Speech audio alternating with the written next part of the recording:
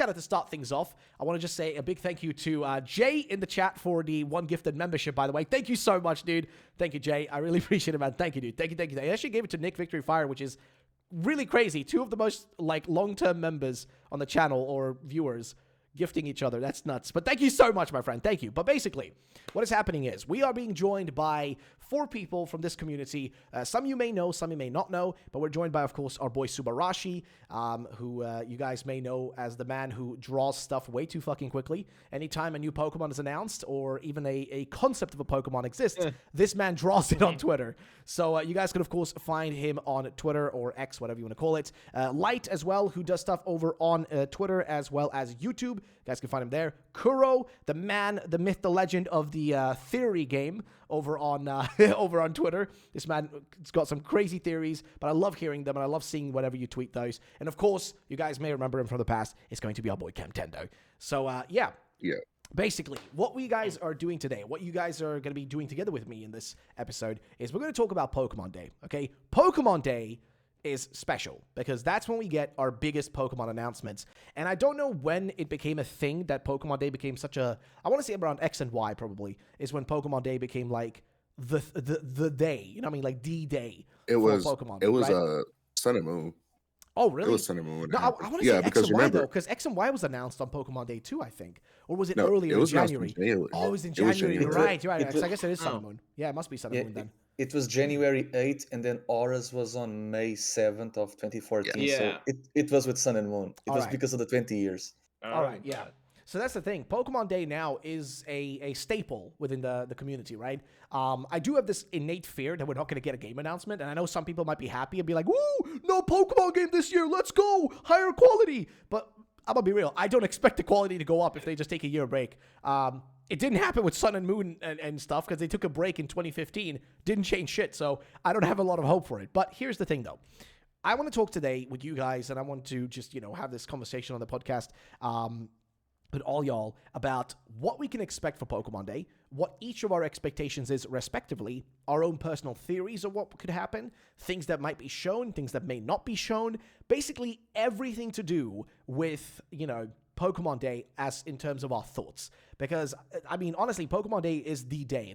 It's the one day of every year, at the start of every year, that it's just like, it's time to be excited as a Pokemon fan, right? It's time to get excited. It's time to get hype because big things are about to happen. So I thought we'd start off with the most, basic thing, which is our own personal, just predictions. And then we're going to talk about, what the chat thinks, what the audience thinks, what people in general think is going to be happening, and then we'll kind of just end it off there. So it's not going to be a long podcast today. We're just kind of every episode, we're going to try to improve it little by little. Today, we're doing it live. The last 2 episodes were all recorded. So we're just trying to take it step by step. But yeah, just going to go through it that way. And yeah, let's get started. So I guess, do you guys want me to start? Suba, Light, Kuro, Cam, do you guys want to start off with your personal predictions, or should I start off with mine? What do you guys think? You can start off with yours. So Go ahead. All right. Yeah, go for it. All right, sick. It's just that I don't want to talk too much myself because I want to hear your thoughts and opinions as well. But I guess I'm going to be pretty quick with mine, and then I'll just kind of, bounce off of your guys' ideas. But I think this is where I am, and I've been kind of perpetuating this notion for the longest time now. But I do think that the biggest announcement, the one announcement that is guaranteed to happen on Pokemon Day is going to, of course, be a new Pokemon game. No shit, but a new Pokemon game specifically being a Johto remake of sorts. And I've already talked about this in the previous podcast. I've talked about this in numerous videos. But I think the biggest thing for me that I'm expecting is some form of basic remake of Johto. And the biggest reason for that is mostly just the fact that we are on the, I guess, if you want to call it the precipice of the, I think 20-year anniversary. I think it's 20 years anniversary. 25. 25. Oh, geez. Oh, that's even crazier. Yeah, it's the silver anniversary of Pokemon Silver. There you go. But that's the thing. 1998, yeah. Yeah, so it's a big anniversary. It's a big time, it's a big day. And I think it's about time, I think it's about time that we get a Johto remake. Because the last time we saw it was, I guess, 2009, I want to say, right? Heart Gold Soul Silver, that was the last time we saw Johto. So Johto is the one region besides, I guess, Unova, that has not shown up in any form of like a 3D game or recreation of any sorts. Like, it's the only 2 generations that remain from the original generations that have yet to receive any form of like updates in any kind of, in any sort of way.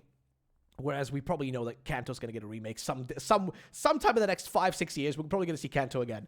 And obviously we're going to see it again if it's going to be in Pokemon, in the Johto remakes, of course. But either way, basically my big thing is that it is the anniversary this year of Gold and Silver.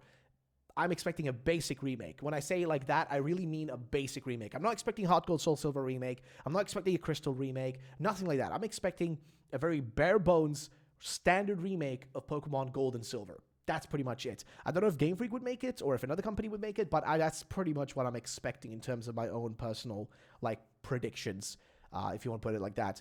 But that's just, mainline games. In terms of other stuff that's going to be announced, there's going to be the standard thing, I think. You know what I mean? Like, oh, here's an update to Pokemon Cafe Remix. Here's a new 7-star raid in Pokemon Scarlet and Violet. I expect that kind of stuff to, of course, also be announced. But I do think we might see a new spin-off game coming to mobile again. And I know that's super random to say, oh, another spin-off mobile game? Real, jeezy, we already got enough of those. But I do feel like there might be a chance of that happening again. I think we might get another one because in a weird way, the Pokemon company hasn't stopped releasing like the mobile, Pokemon games or like mobile spin-offs. They somehow still put out Pokemon Sleep, which I never thought was going to happen, by the way. Like, I thought Pokemon Sleep was going to be eternally in like development hell. It never happened, but they still released it. So I'm afraid we might get more if that game is successful, because I still see people playing it, which is bizarre to me because it's such a, I'm gonna put it like bluntly, dumb freaking game. It is such a stupid game that shouldn't exist, but it does, and it's again a microtransaction filled game just to make quick cash. So I'm afraid we might get another one, but I'm hoping, my biggest hope is that we might get a Mystery Dungeon remake.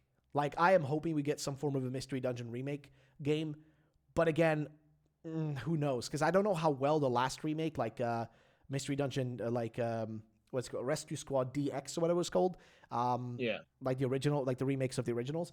I don't know how well those performed in terms of sales. I don't remember how well that game sold, which that's what kind of makes me a little bit sketched out about like the possibility of it. You know what I mean? Like, I'm a little bit worried about that. That's like the fact. That's like the big issue. I mean, like, I don't know. It's a bit, it's a bit scary in terms of that. But either way, that's pretty much where I am at. I think that we're gonna see a Johto game. That's my personal prediction. Again, there's no guarantees. The biggest thing for me is that makes me think it's gonna happen. Is literally the fact that there's so many like little things that hint at it. And like I think actually Light, you've been doing a bunch of like, I think you've been tweeting a bunch, especially lately because of Pecharunt, with the whole like story of Pecharunt that was revealed. You were tweeting a lot about like, the references to Johto in there, and stuff like that. And possibly like I saw one of your tweets, which was, actually you sent it to me, which was like, is it possible that like the old lady and the old man that we saw are actually the daycare workers from, I think it was Heart Gold Soul Silver and like just Gold and Silver, I guess, that work in like the daycare that you can pass by on the route up to Gold, to what is it, like Golden? Oh my God! It was. I forgot the name of the city. Yeah. Yeah, so that's the thing, because I saw your whole like post about that, and I was like, oh man, there's like a lot of like small stuff, because this is just a little thing I have to say in terms of like, I know there's so many references to Unova in Scarlet and Violet, and especially in like the DLC, but the thing is, it's too obvious, all the references. They're like too in the face. You know what I mean? I would not be surprised in the slightest, given how Black and White misperformed in terms of sales in Japan, that they are making the DLC be focused on Unova to be a fail-safe, so that they don't have to need to make a Unova remake. They make the Unova content in the DLC to basically satisfy and justify the no need for a remake, because it's like Gen 5 in terms of sales in Japan, it wasn't really good. The game is amazing, but the sales sadly spoke louder, right? Because it was the first time that, they had to, fix bugs. Thankfully enough, it was like an international release. We had like a 6-month wait. And it was the first time they did a region based outside of Japan, so the locals didn't like that either. I feel like that's why they made the DLC, so that they can basically do a failsafe. Like they basically prove that they don't need to make a remake. They just put other regional content in the DLC. And Johto is the one that it's in the calendar first, so it would make more sense. Yeah, because like the thing for me is it's more like there's too much Unova for me in that case. Like I feel like there's too much Unova being shown to the point where like it feels like it'll be almost like too obvious to do Unova next. It's a misdirect. Yeah, exactly. Like I feel that's literally exactly what it is. It's like how they did. It's like how they did with Sun and Moon, because Sun and Moon we had like a lot of interdimensional stuff, and we had the Pearl Harbor and the Diamond Head volcano. Everyone thought they were going to be Sinnoh, and we didn't. Yeah, exactly. See, that's the thing, right? And I think there was the exact same thing back in Gen 5. I think in Gen 5 originally in the Gen 5 games there was a bunch of like I think if I remember correctly, there was two things they did. They redid all the sprites for the Gen 3 Pokemon. And also they did, if I remember, I think they added in dive, which made people think. Yeah. Like they added these small things that were like like these things, right? That felt like references to Hoenn, but people are like Hoenn remakes. But no, it didn't happen because again, Gen 5, and if it's because they still kind of follow that formula, it still stayed the same of like. Every other generation, that's when they do remakes, and not like within, usually it takes about like, it's like usually you get one remake per console generation, I would say, almost like that. Yes. And that's exactly like how it stayed, and I think this is literally how it's going to continue. And I genuinely do think the Unova stuff is literally just like you said, a redirect of sorts away, just kind of like tricking you to think that's what's next. Exactly, because the other games, the original ones, it was Game Boy, Game Boy Color, Game Boy Advance, and then we got 2 generations on the Nintendo DS. Yeah. That's why many believe that we were going to get 2 remake generations on the Switch, the Switch being, the new DS. But then again, that doesn't really mean anything because, as you said before, in Generation 5, we had the Regis in Black and White 2, we got the Eon Duo in the Dream Yard, the Dive HM, Iris was given a Aggron, How Rival was given a Flygon, and Marlon, the final gym leader, the water trainer, he has a lily pad puzzle in his gym, and he speaks with a Kyushu dialect. So people thought that he was from Hoenn, but that didn't happen, at least in Gen 5. They were trying to give Hoenn hints when it was being produced. Yeah. If anything. But that's the thing, like it's just the fact that like there's so many things that like, I mean, the obvious thing is, they decided to base a whole DLC, in a school that's technically in the, Unova region. That as a whole just feels like it's too obvious. You know what I mean? It's too like, they're literally telling us that we're in Unova. It's too much in the face. You know what I mean? Because like think about this for a moment. From a story perspective, there is no need for Blueberry Academy to be in the offshore of Unova. It could have been in the Azores, in Madeira, in Balearic Islands, the Canary Islands. It could have been in any archipelago surrounding the Iberian Peninsula. Yep. Why did they decide to go with Unova? Yep, because we were already talking about it before they announced the Indigo Disc, about like where they could base a DLC on. And I remember like one of the original theories was like, they could literally base it on any of the islands around Spain, Portugal. Like they could go to the Canary Islands. They could go to like, that wasn't Madeira. even available. They could do like this. There's so many options, right, for where they could base it. Or should be an extension of the Marine Tube. Because the Marine Tube, it was stored in Unova. Probably it's like a prolongation of but that's more like like more them taking original stuff that existed and kind of not expanding on it, but like reusing it and trying to like reincorporate it in, right? But like what I'm trying to say is basically this, that it seems like a little bit in the face and like a bit too obvious, all the Unova stuff. Like it feels a little bit too, okay, we get it. We're in Unova basically already in the Indigo Disc. There's all these references to people from Unova. Because again, remember, the Blueberry Academy, yes, it's quote unquote in Unova, but it's the equivalent of like, an island out somewhere. We're not like in the mainland of Unova. It's the equivalent of like taking like, I don't know, an island nation somewhere. A little nation that has like a few islands that, are a bit further away. I don't know, like there's some of those like American, like for example, Hawaii. It's like taking Hawaii and being like, that's that's, oh, it's still, because hey, it's still America. Yeah, it's kind of that's the way I look at it. It's like, sure, it's still part of it, but it's such a far off location, still even there, that yeah, we don't get to see Unova in the DLC itself, but like it is technically there. It's technically in that region. But the thing is, it's just again too obvious to not like, too obvious and too much in our face for me to believe that it's anything more than just a misdirect, a way to like, to move us in that direction of thinking like, oh, this is what's going to happen next. And then in the end to be like, hey, actually, no, that's not where you're going next, which also wouldn't even make sense to me personally. And again, I say personally because there's only so much I can say about this based on facts, because there's not really many facts you can use in this. You can only go off of just base knowledge of these things, and then also what you can predict based on previous things that have happened.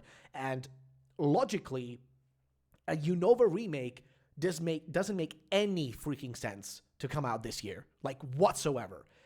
Nor does it make any sense to come out in this console generation. Like it doesn't make any sense. Or not console generation, in this Pokemon generation. Like it doesn't make any sense for it to be in Gen 9, because Generation 9 should be the generation without any mainline remakes. There shouldn't be any remake of the next thing that's in line, which is Black and White. That should happen next generation, which would make way more sense. Because next generation is Generation 10, and that's, when we should be expecting to see it. But then the question becomes, why all these Unova things? Like, is it literally just to misdirect us, or is it just to be like, hey, it's a cool reference, guys, it's a cool reference, but why Unova? Like, it can't just be for no reason. Everything they do has some kind of reason behind it, right? Every decision they make has a reason behind it. Everything they do has a reason behind it. They never do anything just like nilly-willy, So, I don't know. What do you guys think about that in that regard? What do you think, Subo? I feel. Oh. Sorry. Go I was ahead, going to say, it's weird because I remember Koo saying, even hinting at a Blueberry Academy Elite Four member directly referencing the next game, and he said it wasn't Lacey. And the other Elite Four members are all from Unova, like Crispin's from Burbank and Amari's is from Castilia. Yeah. Drayton is literally from Alpha Lucid. And then when he gave us the options for like what he thinks or what he wants us to think the next game will be, they were mostly all Gen 5 related. I don't remember anyone being Gen 2 related, but they're mostly all Gen 5 related, like Paradox Unova, Black and White 3, Black and White Remake, and I forgot what the fourth one was, but it was also Black and White related. But it really does seem like the next game is Gen 5 related, and I'm not just saying that because I want it to be. Even Koo is giving us like hints that it's gonna be, even saying that I believe he even commented that like, oh, this is the most heavy hinting that they've done at the next installment in a game. Did he say that? Because Though? before, Like, did he verbatim say that? Because that's the thing with him. I can't remember everything he tweets because there's just so much stuff. But like, I checked the tweet. I checked the tweet. He stated, he showed an image of the Elite Four and Carmine and Kieran, and he stated, one of these, not Lacey, holds the key to the lore for the next game. And here's the thing. If you think about it, the DLC of Scarlet and Violet, it's mainly about Kieran. Teal Mask, it's about him. In Indigo Disc, we save him, right? Because of the Rapagos. The epilogue, it's him helping us. Yeah. Carmine's character development starts and ends in Kitakami. She's nowhere in Indigo Disc. She's just there to be useless like Briar. She doesn't the one that tells you to defeat Kieran is Drayton, not her. And in the epilogue, she is hypnotized. So I would like for Carmine to be the key to the lore for the next game so that she can have more character relevancy. And she's basically the professor. She's basically the assistant or the aide to Briar. So she feels like a professor assistant, even though Briar is not really a professor, but she kind of feels like it. If they gave Carmine a role similar to Bianca or Halan from the anime, I would not be surprised or disappointed in the slightest. Because Kieran got everything and more. Carmine did not. Yeah, That's fair. I also have to add that Carmine, Gairan, also the grandfather, they have strange eyes, so like some type of Medusa eyes, some type. So probably these people are some a specific clan that it's not mentioned already in the game, in the lore, because as you may know, for example, Carmine has the head like, for example, a Medusa, and also Kieran also has a head like some type of Hydra. So could be that probably in the next game we are going to see some new members of a new specific clan that is not already mentioned in the game or in the lore of all Pokemon story. So probably could be the case, and also that the man that goes with Ogerpon it's also a member of another type of clan. You know, because as you may know, he faced 2 versus 1 with Fesandipiti and Okidogi and lose. Yes, he lost, but I think that also we will see new clans, new clans that probably they will connect with the lore of Johto or the lore of Unova. I think, in my opinion. I wonder though, because what you just said, it made me think about something else as well, which is Perrin, because I know she's a side character of sorts, right? But Perrin is definitely like 100% related to what's his name, like Adamon or whatever. Adamon. Yeah, Yeah. Adamon from from Legends Arceus, right? Like they're definitely both related. There's no fucking question about that. They're both related, 100%. Which is interesting because she seems to me, just to me, the things that she gives you point more towards like Johto stuff, right? And remember, he's from like the, like she's a descendant of his, and he's from that clan. So what you were saying about Carmen and them, and also the Ogerpon like trainer that we see in the little story as well. Like I wonder if perhaps that character or like maybe they're related in some way. Like maybe that trainer slash that original Ogerpon trainer, as well as like Carmen and Kieran, maybe their family in some way is related. Maybe they are related in some way, and maybe we will see in whatever game is next their ancestors, or if it's like a Legends type game, and I say Legends type, but it's more like, just think of it like an experimental Pokemon game. If it's one that's based on Unova of sorts, maybe that's like the location they're from originally, right? A distant old version of Unova or something like that doesn't exist anymore, right? And maybe their clan with their type of eyes, their type of hair, their type of like design and everything is from that place. Like that could work. At least from my perspective, at least. I don't know, but it's also because Carmine, it's stated in game that while during the events between Kitakami and Indigo Disc, she states that she was traveling around the world with Briar to find all types of terrestrial energy, and she got a Toucanon in her team, and also a Scrafty, so she probably went to mainland Unova or even Alola. I would not be surprised if Carmine, like, because Ku is also beating around the bush. I mean, that's his name on Twitter. So I would not be surprised if Carmine is the one to be in the next game. Her role could be just a cameo, like how Mina was in Let's Go Pikachu and Eevee. Yeah, didn't you make a tweet about that? I think one of you guys did make a tweet about that too, right? I made a tweet about Mina, but I don't recall exactly what was the context. But I can check. Because I remember you made like that reference about how she showed up in like Let's Go Pikachu and Eevee. Yeah, it was really because of Perrin, because Perrin giving you the sport ball for the catching contest. Carmine or Perrin, they can just have a slight cameo in whatever next game, like how Mina had in Let's Go. Like it's just going to be there, for whatever reason. Like Mina was to show fairy types in Kanto, so they can just make like whatever, maybe like a Looker kind of role, even though Looker is not even a relevant character anymore. Oh, interestingly about Looker as well, by the way, when people were predicting the remake of Diamond and Pearl to happen back in Gen 7, they because Looker was in Gen the Gen 7 games and stuff, like people thought, oh, this is proof that we're gonna get the remakes next. And even in Gen 8, because he's based on the 9th Doctor from Doctor Who, and we didn't got Looker in Galar, we don't get Looker in BDSP, we don't get even an ancestor of Looker in Legends. So the Generation 8, that's the one that made most sense for him to show up. He's not there. He's only in Master ZX. And I feel like that's one thing that we should also talk about.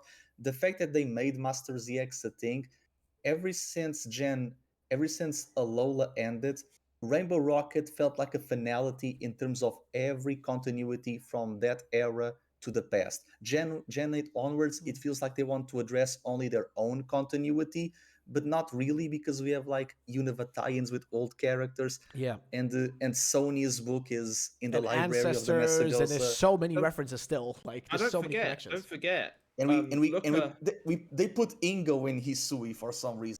Mm, But yeah, what are you saying, don't Suba? forget. Luca was in Auras as well. Yeah, but that's like the that's like the what do you call it? It- That's like an obvious one, I would say. If But, like- if anything, I feel like whatever next game we get, or the next set of games, they need to tell us what is Emmet doing, and since yeah. we got like and since we got a descendant of Adaman, who's a photographer, because photography it's like taking a certain space in a certain time. I feel like a descendant of Irida should be a man that's a painter. I thought it was Hassel for a moment, because he has a gibble, so dragons, right, for the clans, and Yep. the gibble is an ice terra, so it's a tie-in to Glaceon, but they really didn't dive into that deep. That's my personal headcanon, that Irida, that Hassel could be related to one of Irida's descendants. But they never really doubled down on it. But I feel No. like we need to see what Emmet is doing, and we need to see a Irida descendant. Well, that's where I feel like a sort of, I guess, experimental game would work well with Unova, like as a basis.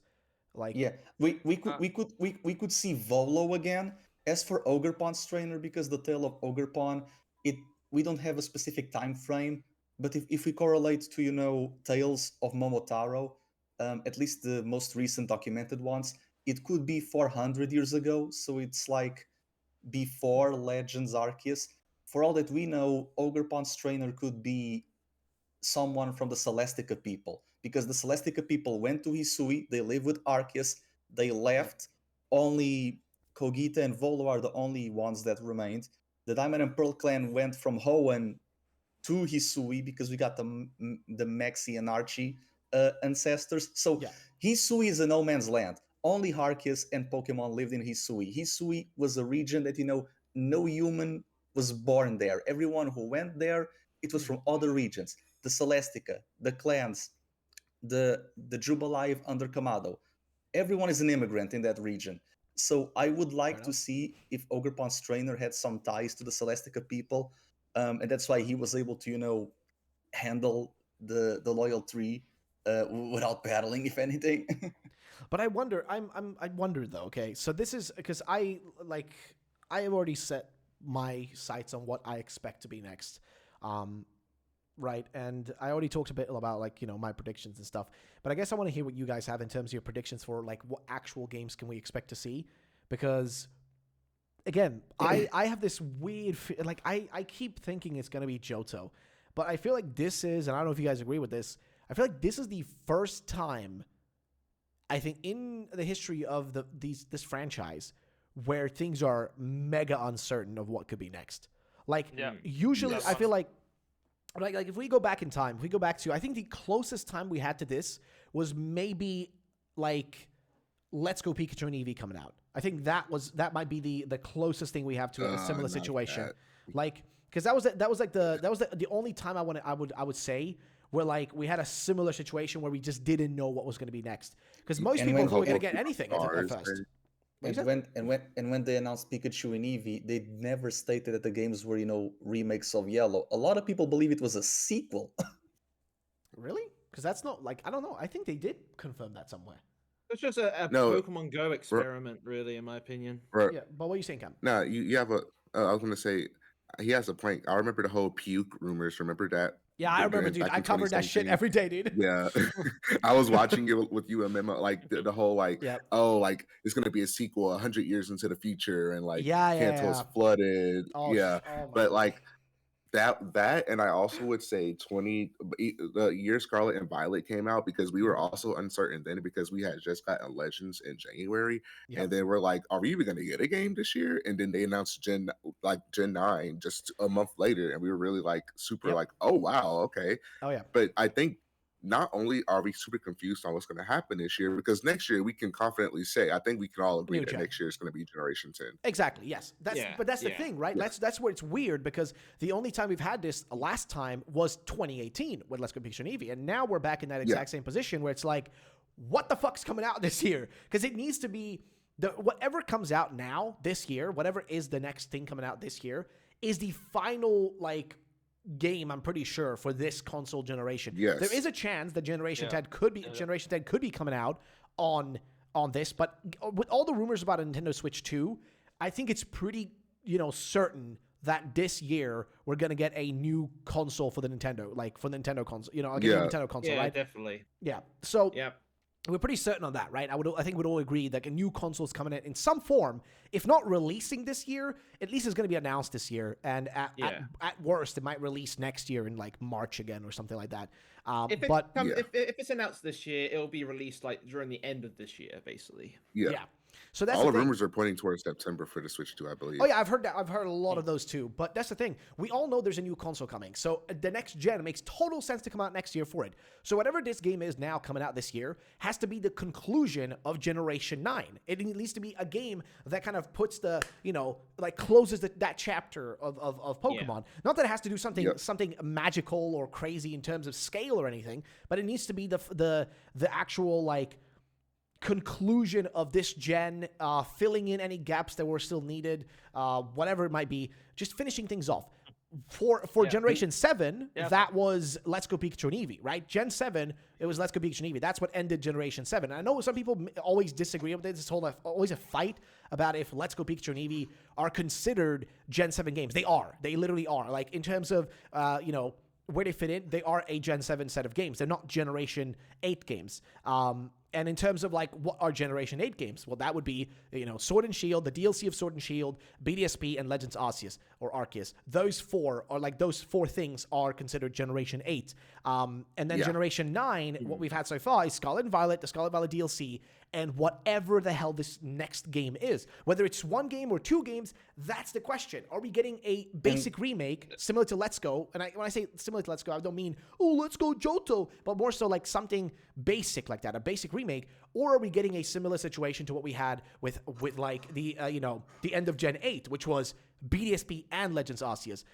Because that's where I'm sitting right now. I'm confused, and I am so curious. And let's not forget that Let's Go and BDSP along with Legends, they were not the games used for VGC in the World Tournament. No. So whatever game we might get for the World Tournament of the next year, it might still be the regular Scarlet and Violet. Of course. Yeah.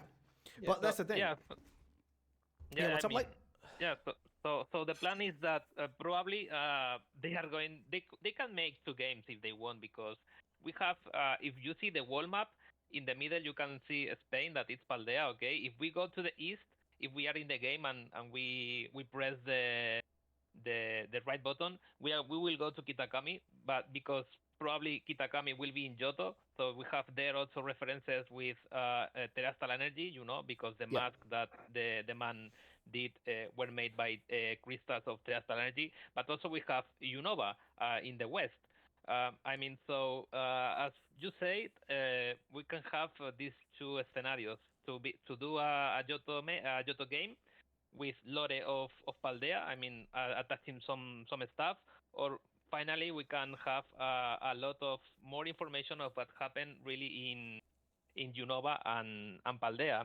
With all these trainers, with all this information that they left us, but probably they are going to do another thing, or who knows, because I wonder. I'm curious what you think about this. I'm just curious what you think about this. I just really want to know what you think about this. And I guess what you all think about this, but I also wonder what you think about this, Light, which is, if they do a Unova game, wouldn't it make total sense to do a game similar to kind of what Legends was? Not an actual Legends game, not Legends Kyurem or whatever, but a game similar to that, right? Just to see, first of all, to test out features, right? Because that's what Pokemon games often do. They use them to test features, but also to use it to test out, to see what people think about Unova as a whole, all of Unova, right? Because we already kind of had Indigo Disc testing Unova a little bit, but I wonder if they would do a game like that maybe isn't as big because they don't have to program, competitive into it or stuff like that, and they can make it a bit smaller scale with less Pokemon in the Pokedex, but the gameplay itself can be a bit more robust, similar to Legends, right? I wonder if they would do something like that, maybe just to test the waters, because what you said in the beginning, Kuro, which is that Black and White sold horribly. Like, people forget, but Black and White are the worst performing Pokemon generation of all time. And when I say generation, I mean generational games, right? Like games that start off a new generation. So Red, Blue, Gold, Silver, Ruby, Sapphire, Diamond, Pearl, Black, White, etc. Like, they are the worst performing. I think if you look up the sales of Black and White sales Pokemon, I think that basically Black and White, the original games, sold an equivalent amount to the remakes BDSP. Like, they sold the same amount, which, if you think about it, is bloody insane. Like, that is ridiculous if you actually take that into account. So I think, so here we go. Black and White sold in a grand total of 15.6 million copies, right? So that's just Black and White. We're not counting Black and White 2, because Black and White 2, if you add that in, sold 8.5 million on their own separately. But think about this. So Black and White, 15.6 million. Then we go further down here, and let's see if we can find, I want to see if we can find Pokemon. Let's see, here it is. Brilliant Diamond Shining Pearl. So listen to this. Brilliant Diamond Shining Pearl sold 15,060,000 copies. So there is a total of 600,000 copies difference between Brilliant Diamond and Shining Pearl, which are remakes, as opposed to Black and White. And remember, keep in mind, people can make the argument, oh, but Black and White came out on the DS. The DS only this year, or actually end of 2023, only then actually did the Switch surpass the DS in actual console sales. So they were exactly the same amount of people buying the DS at that time, or had that DS at that time, as there were people with the Switch. So it's not not enough people to buy it type of issue. It was just an issue of there was not enough interest. People just were not interested. It wasn't the same level of hype because Pokemon was in a bit of a decline at that time. And the games just sold poorly. Not that they were bad games. A lot of people loved them, too. A lot of people, Black and White are the best Pokemon games. But that's the thing, though. In 5 years, people are going to say that, like, there will be people who grew up with Scarlet and Violet, people that currently maybe are like 10 years old and playing Scarlet and Violet for the first time, and that's their first Pokemon game. To them, in 5-10 years, they're going to be like, Scarlet and Violet was the OG Pokemon. That was the best shit, bro. Let's not forget something. If we get a game, when we get a game next year, being Gen 10, it's going to cater to the kids who were born when Sun and Moon was released 9 years ago. So, like, it's for 10-year-olds because, but 10, 9, whatever, right? For elementary school kids. So the kids who were born during the time of Alola, that's what the next gen it's going to, ponder to. So the one thing I wanted to talk to you about, it's the fact that, Let's Go, it's a Gen 7, but it was on the newer console, even though it's really a polished Nintendo DS. Do you feel like if they did another experimental, it would still be Gen 9, but would they dare to make a Gen 9 game in the new console, even though it would be something experimental like how Let's Go was? No, I don't think they would. I don't think they would. Because if it's Johto, it would be thematically fitting that Johto starts a new console like how Kanto did, but at the same time, it would also be fitting having a Johto game and the Switch because it started with Kanto. So it bookends in Kanto. You start with Kanto with Let's Go, and you finish the Switch again with Kanto being the post-game of whatever Johto game we get. Yeah, but that's it. See, I don't know. That's the thing. For me, I look at it from very much Black and White in terms of, I don't mean like Black and White the games, but like literally and figuratively, I look at it in a very black and white way. As in sales, how does that translate, and how much is it going to translate in terms of money and that kind of stuff, right? Yeah. Black and White have realistically, Black and White, out of any Pokemon generation, had the least amount of nostalgia for them to work off of. You know what I mean? Like, there's way less for them to take from there to actually reuse, Yeah, because they were self-contained. The only nostalgia that they have, it's the nostalgia of the World Tournament. But for example, I think that if they are clever, Pokemon are clever, and they know what they are doing. That's true. The plan to release a game that will happen in Unova and will connect also a lot of things to Paldea. People that have played Scarlet and Violet, I think that we don't have enough information about the lore, about everything. Mm, a lot of things are unclear. So probably this new game about Black and White could be also Black and White 1, and White 2, and then we will have also some answers of, for example, the terrestrial energy, of Terapagos, of everything related to Paldea. And this is a good way, that they did the Indigo Disc, all this stuff, all these relations, all these hints, to finally make a game of Black and White and also give us some answers. But I don't think it's Probably, gonna give answers because Pokemon doesn't like giving answers. That's the thing with Pokemon. I don't expect them to give us answers any sort of way because at the end of the day, there were probably questions people had in Sword and Shield. Did we ever get those answered? No. Like they just didn't, yes, Red and Blue. Yeah, exactly. They leave shit behind. Okay, it's very common for Pokemon, especially the Pokemon like the Pokemon Company or Game Freak, to just leave things on ice and they just move on with it. You were also talking about the features. We got in terms of the experimental games. Let's Go. It was experimental. Pokemon were following you and you could ride every single one of them. Yeah. With Legends, it was experimental because you fought them on your own without the need for, your party. Yeah. So whatever next game, I feel like they should double down on the synchro machine where you become the yeah, Pokemon. that's what we talked about, right? That's what we've been talking about. Because they always do that. Because think about this for a moment. If they double down on the synchro machine and you become the Mon, you would not need rides. You would not need HMs. And funny enough, you becoming the Pokemon and Pokemon becoming equals to you in the wilderness, it's kind of like what Anne wanted to have harmony between man and Mon, like you are equals in the wild. So it would be very weird that the next game, mainline, it has a mystery dungeon kind of look, but that's besides the point. I don't know, because the thing is, I'm just looking at this, because I'm again looking at this graph here of all the different Pokemon games, right? And the thing that sticks out to me is the amount of money that's been made in just the year of 2022, right? When Scarlet and Violet and Legends Arceus both came out, right?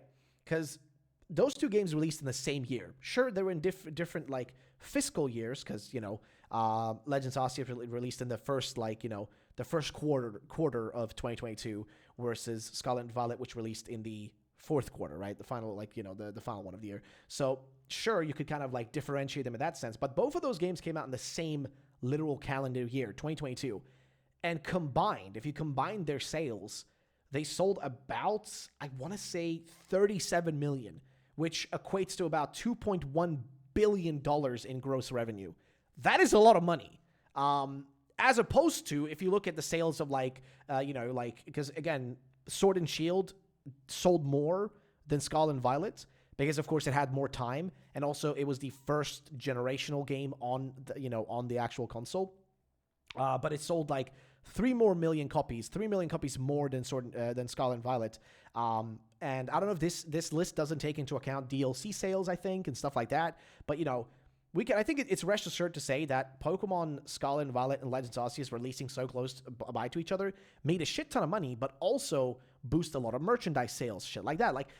Basically all this stuff in terms of revenue, money, all this stuff, it all works together. So, and every time they add something into a Pokemon game, if it's even a small little feature, it's usually a test case, like you were saying. It's, the synchro machine. I have been saying it since I saw that bloody thing. There's no way that this synchro machine isn't going to be a mainline feature in one of the future games. Whether it's going to be a mainline feature in Generation 10, I don't know, but it might be part of one smaller game in between that then leads us into the big version of that feature going into whatever's coming next. Because if you think about it, right? So you were talking about Legends Arceus, how basically we fight the Pokemon, right, Kuro? Because we're kind of in control in those situations. We're the ones who are we have way more control there. We can walk around and everything. That's the thing. I think to myself, and also the sneaking feature as well, how we sneak up on Pokemon and everything. It's just kind of is iterated and it's kind of worked upon from game to game. But the biggest one, which we've seen with Scarlet and Violet, was the open world. It started in Sword and Shield and got its natural full version in Scarlet and Violet. right? In Sword and Shield, we had the wild area. In Sword and Shield, the Crown Tundra and the Isle of Armor, we had small zones, but they were fully open world with a rotatable camera that you can fully use and you can explore. And also, like, you know, little crazy mystery side quests and stuff you can do. And guess what? After that, right after that, we had BDSP, which is a basic remake just to keep people busy, followed by Legends Arceus, which was, and that Legends Arceus was the game that kind of, you know, instantly showed us, oh, open world is where we're going next, because they literally took the feature that was a side thing, a tiny little thing in Sword and Shield, and expanded upon a DLC, and they made a much bigger thing out of it in Legends Arceus, and then they give us the final conclusion of that in Scarlet and Violet. And that's the same thing, the same way. I wonder if perhaps we're gonna have a game that quote unquote keeps us busy, similar to BDSP, because remember, it's just a good filler. It's good filler to keep people busy and spending money, because Pokemon used to fill in those gaps by releasing spin-off games. But I don't know if you guys have noticed, but spin-off games are not coming out as much anymore. And BDSP was the first time, I think, not counting XD Guild of Darkness and Colosseum, because those are not considered mainline Pokemon games, but I think BDSP is right. It's the first time Game Freak gave away their darling, their mainline game, to be made by a different company. And I don't think that's the last time it's going to happen. As much as people complain about Brilliant Diamond Shining Pearl, it still sold 15 million copies. That's like, you can't deny the fact that it's just a literal fact. It sold so many copies. It's undeniable that they're going to use that, formula of sorts and be like, hey, let's remake Johto. In the meantime, let's make, again, I don't want to call it Legends Kyurem, but some kind of experimental game where they can test out more features or, see how, certain features work and how people feel about certain features before they make them a main thing in whatever, next big game they're doing.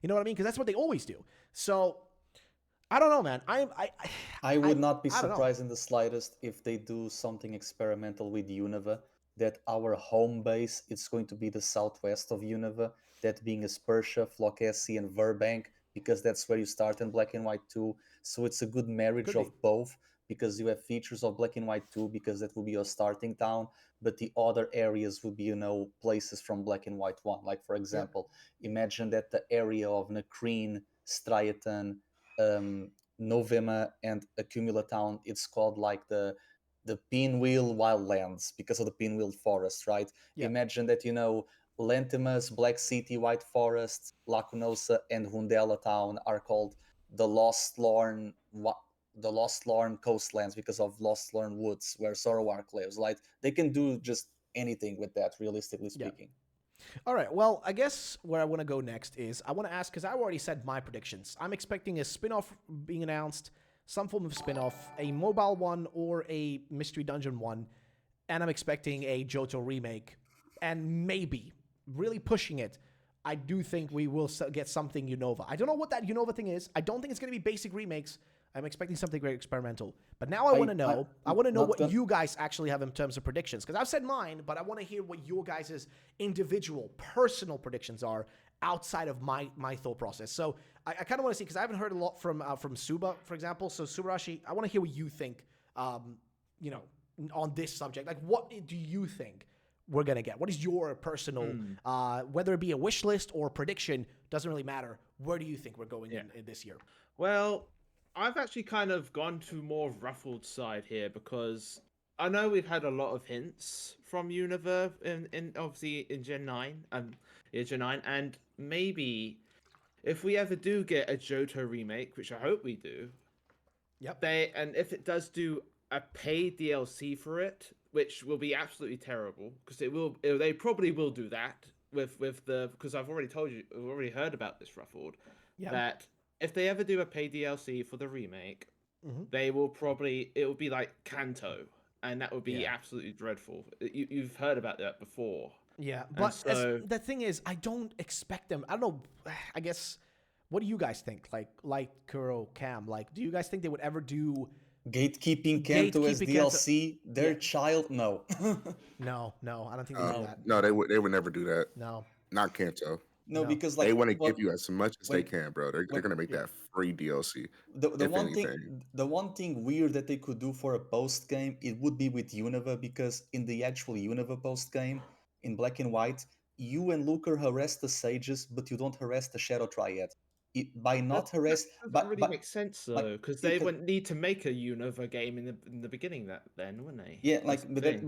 that's the thing. Imagine if they do a game that they remake it and they don't want to put Black and White 2 content, so they change the post game where you stop the Shadow Triad, so Ghetsis never bails from prison, and that means that the cold storage never becomes the world tournament.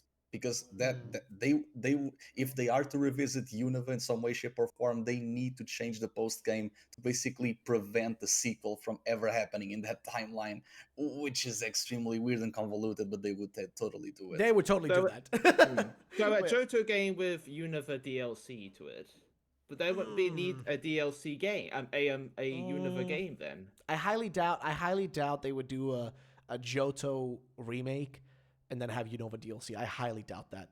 Like I don't see a world That's where what that would I make heard, much. just heard, you know. Hmm. I don't The think that thing will about happen. Yeah, in terms between Unova and Johto, Johto is a lot smaller than Unova. I feel like Johto is like a quarter of Unova size, and they're both tile based games, but Johto is small, so Kanto can compensate for that. That's why if they do give us a Johto game, Kanto kind of has to be there Yeah, true. because like Yeah. the scaling and like the level scaling, the Pokemon distribution, they can't give us one without the other because they messed up Johto's distribution so bad. You can't get Larvitar until you beat Kanto and then Yeah. go fight Red. Like there's no you can't get who is it like Houndour for a hot minute. Like Yeah. they messed up a lot of distribution in that game, which makes Johto kind of hard to play through, which is kind of why, as much as I want Unova, I would want Johto a lot more so they can actually fix it. Oh, No, yeah. Because and Johto, the one thing that they also need to is the fact that they have the Safari Zone with the Jotomons that are in Kanto, but the Safari Zone is only for the post game. They need to make the Safari Zone available before the post game. yeah, Damn it! But that's the thing. like I feel like it's pretty evident that like Johto is also the easiest one to like remake for them as well. Like just as it as a is. whole, as a set of games, just easier to remake in every sense of the word. Like everything about those games is way easier for them to recreate in 3D because they already have the building blocks for it. They already did it with Let's Go Pikachu and Eevee, if you think about it, right? They already made half of it. Not that they will reuse that, but they could technically. A lot of that can be reused, or at least like the framework for it can be reused. But yeah, I feel like just Johto is the easiest one for them to recreate again, without like stepping on any toes or anything like that. That's just like it's just how do you say this? Like Yeah. it's the most surefire thing they can do, right? It's like the most surefire, most guaranteed success thing that they could possibly put out there. Because even if you think about it, Let's Go Pikachu and Eevee also sold the exact same amount pretty much as BDSP did, which was 15 million copies. Like they sold equally as well. So I don't see why, a Johto game, which also features Kanto in it, wouldn't do about the same, given that like Gold and Silver are like what I think there's nowadays I think they would be considered the I guess second best selling generation of Pokemon, right? I mean, it's kind of hard to like to pinpoint it because of the fact that like you do have to include some other games with like Sword and Shield and stuff and how they sold, because individually Sword and Shield sold more than Gold and Silver, actually 3 million copies more. But in terms of like as a whole thing, like if you include Gold, Silver, and Crystal, then it is of course a higher amount. But in terms of what just that base set of games sold, they sold like a little bit less. So like they're third best selling generation. And even still, like, I think they could pull off that same exact, like, 15 million sales, like, number as a remake, because people bought BDSP. Sure, there was a bit more hype for BDSP because more people were expecting it and waiting for it, but I don't see where, like, like, how they wouldn't be able to also pull that off with, like, a Gold Silver remake, because it is not that difficult to recreate for them. They've already done it in the past, and they already have a precedent to do that. They already have, like, a reason to go there. And it also makes me think about one important thing, which is like how we kind of had like, if you think about the Pokemon that were shown off or like the Pokemon that were chosen as starters in Pokemon the Legends Arceus, how 2 of those fit perfectly in, besides I guess Rowlet, because that's my boy, but the other 2 kind of fit really well because one of them is a Gen 2 Pokemon starter, the other one is a Gen 5 starter. Again, it's small, very small, but weird little reference again to both Johto and Unova, like those 2.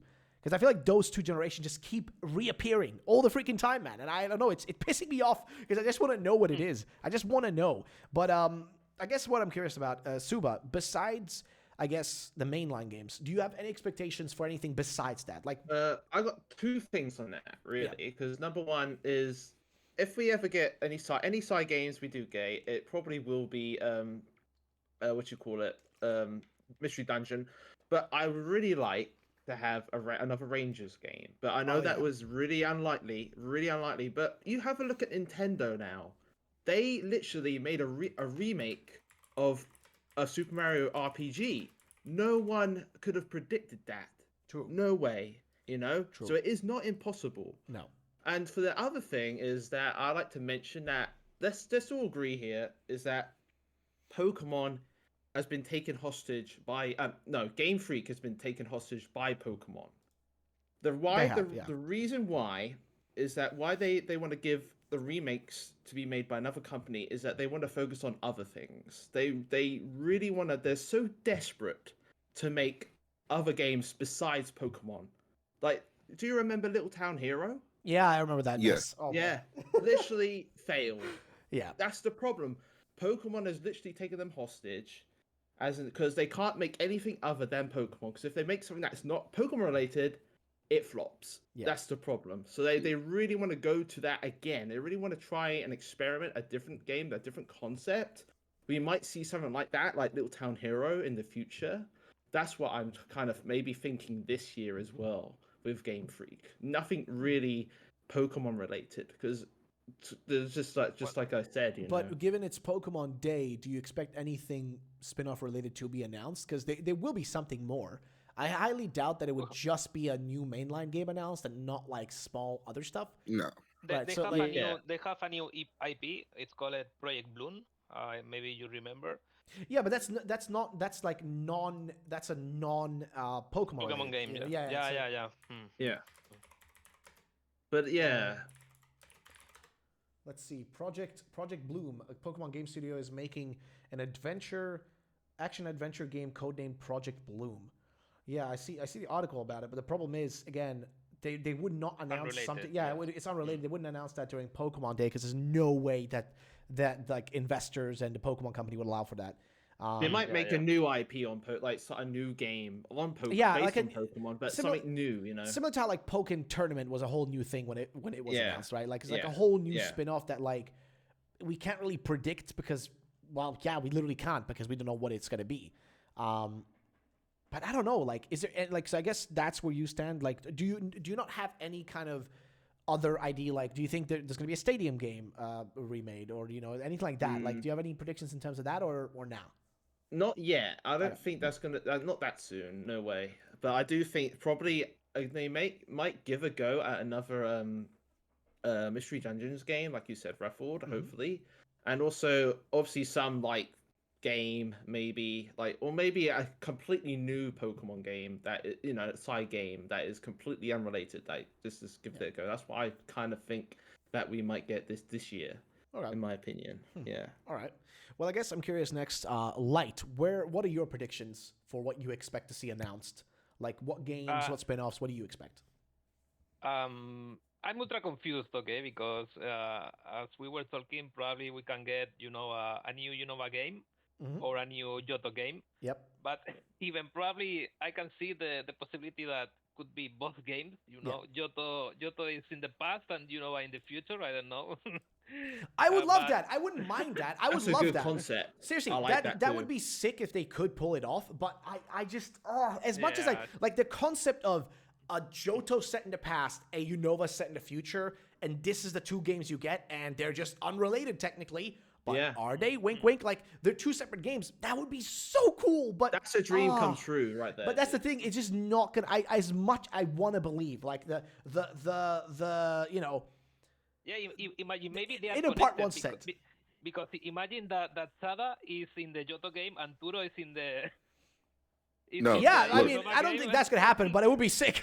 Yeah, actually, I know. Yeah, the I was only freaking the out. Sorry. only the only way they could pull that off is if they make the Johto game tile based to reflect on that era of Pokemon still, and they make the Dude, Unova game like a 3D game, that would and be they're both still sick. connected somehow. Oh, that would actually be fucking cool. Yes. That would actually be really Yes, cool. yes. Oh, like, wait, holy shit. Whoa, Cam, you just gave me the weirdest, I like, know. image in my head. Like, So oh my god, dude, I'm just imagining a Johto game, right? Set in, basically, take Hisui, but remove the open world and all that sort of shit, and just take the actual location and the time frame, and the style of it, and just put it into an old school Pokemon game like formula, aka So it's on like- the rails.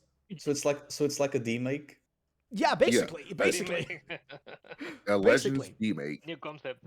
Dude, I They- don't know. they- But would it be that crazy to assume they wouldn't be willing to try that? Wouldn't that be kind of No. cool? Like, I think that would be sick.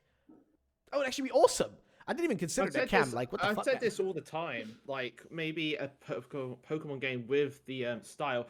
We can do that in the style like was it Octopath Traveler style? Oh, as yeah. I said before. Yeah. I don't know if they would ever Makes do total that sense. specific style, but I wouldn't be surprised if they did it in like the style of what do you call it? Like I wouldn't be surprised if they did it in the style of like again BDSP or like Let's Go, something like that, or ORAS, like more simplified graphics of sorts. But I feel like them taking like basically Johto and making an old version of it, but it's not a Legends game, so it doesn't have the Legends mechanics and stuff, but it has like the Legends kind of setting and style to it, right? Like, you know what I mean, right? Like, it's basically set in the past, but it has the gameplay of original Pokemon, right? And like, maybe we could see the original like first iterations of gyms and stuff, like how gyms came to be, and maybe we're like going through That actually aligns with the timeline because it was created after the burning of the towers. Yeah, but that would be perfect, wouldn't it? Like, I genuinely think that'd be sick. It's basically an Arceus prequel. So you could see Kamado and Benny after the Lake of in Mahogany Town, where then they could see those. I'm literally The all only on board for reason this. why I'm the only reason why I'm also sold on this idea of a past game that's like it's old in the sense that it takes place in the past, but also it's tile based. So they're doing this. They could do this, I should say, so they don't have to re both Kanto and Johto in open world format. I put an image on screen here, kind of like, not saying that this is what I would expect to see, but like kind of an idea of like what they could kind of go with it, like not because this image is just like a cool like Sugimori art, but what I'm kind of would imagine is that them to like set the game in the past. Not that this image is in the past, but like basically setting it in the past, but having it in more simplified graphics to pull off, to be able to pull off the story and stuff and everything they want to do, but like not just be making a simple remake out of it. It would basically be a Gen 0 because funny enough, if you go by the algorithm, the numbers, right, from 1 to 10, 10 it's not really from 1 to 10, it's from 1 to 0. Like after 9 in your keyboard, the next game it's 0, it's not 10. So it's basically it's not a Legends 0, but it's like a Generation 0 where you go to the past of Johto and Kanto. And we can call this game Pokemon Bronze. Yeah. Oh, you bastard! You brought that back! You bastard! No, wait, Cam, icing on the cake. The O of bronze, it's the number 0. It has like a cross. Oh no! You Third guys, legendary Pokemon Bronze. Because we have area 0, so they are already tying that number in some way, shape, or form. And the original dragon, it was the origin. It's in the cardinal points in the XY axis. The point of origin, it's also depicted as a mathematical 0. So that could work. In terms of the visuals, I'm thinking about something like Chrono Trigger or Golden Sun. Like, I think like in terms of that sprite style, it would work. I don't know graphics wise what I would expect for it. But brother, oh dude, the moment you just say Pokemon Bronze, dude, all I can think about is our last episode that we did. Exactly. For anybody that hasn't, that didn't watch the last episode, basically what we talked about was the missing third legendary that never existed in Pokemon Gold and Silver, right? Like the I guess the third bird of sorts. Because we had Gold, Silver, we had Crystal as well, which doesn't really, I guess it fits a bit, but where's the Bronze, right? Like usually the three main ones is Bronze, Silver, Gold, right?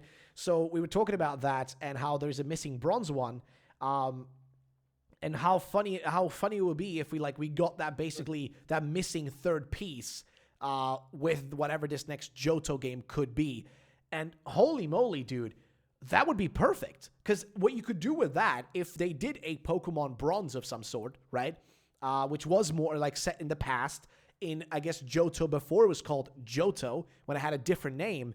And then, I mean, maybe it was even called Johto back then. I don't know. But then having that third bird being shown off and us seeing why we don't know about it in the future because maybe, we caught it, or maybe it was, banished from the land or defeated, or maybe it was evil. I don't know. It doesn't really matter. But there is so much you can do with the story there to make it all fit together, to explain why it doesn't exist there in future, future Johto when when the tower's been burnt down. Maybe that's the Pokemon that, caused the fire. Maybe that's the Pokemon, did this and that, because there's so many things, you know what I mean? Maybe we can, like we talked in the last podcast, we can see the original tower that belonged to Lugia that was in Goldenrod, right? Maybe we can see that original tower. There's so much that they can do with that concept. And God damn it, Cam, you did it to me again, man. You're giving me hope for a Legends Johto type game, but that isn't even a Legends game. You're giving me too much hope, and I don't want to believe, okay? I don't want to believe in Pokemon Bronze. For you guys? Yeah, make the third bird. I want to see the third bird. Your concept of the third bird. I want to see what that would look I like. have a perfect name for the third bird: Bronze Zero. Bronze. Okay, Bronze Zero. I thought you were freaking out because of the Roblox game Pokemon Bronze. No. Oh, that one, dude. I remember that shut down. Oh my lord. Good memories. Dude, I mean, the thing for me is just that this idea is such a cool one. But I just wonder, are Game Freak cool enough to do it? That's the question. Are they cool enough? Probably Because no, but are they though? Because think about it. I feel like as fans, we've been very judgmental of Game Freak in the last decade or so. But can we just be honest and say that they have done some cool shit, at least in recent time? They have tried to do some more cool shit. I love Legends. I don't know what anybody else thinks, but Legends is a really cool game. But that's the thing. And I also, feel like who expected Legends? Exactly, no one. Let's be honest. Exactly. That's the thing. We expected Let's Go. We were expecting Stars. Exactly. Or whatever we thought the third version of even though the rumors of the Switch port of Sun and Moon, we were expecting that. We got Let's Go, and then we were expecting just Gen 4 remakes, and it was going to be left at that. Yep. And they gave us BDSP and Legends, and in a few 6 weeks from now, we're all expecting Gen 5 remakes or Gen 2 remakes. Who said they can't give us both? True. Yep. That's the thing. The thing is, we're in such an unprecedented time of this franchise where it's kind of hard to predict what they're going to do, because they don't go based on old norms and old design values and stuff. They've changed how they approach things. They've changed how they release Pokemon games. They've changed the cadence at which they release Pokemon games. Games are coming out quicker. Updates are coming out quicker. DLCs are coming out quicker. Everything's coming out faster and faster and more.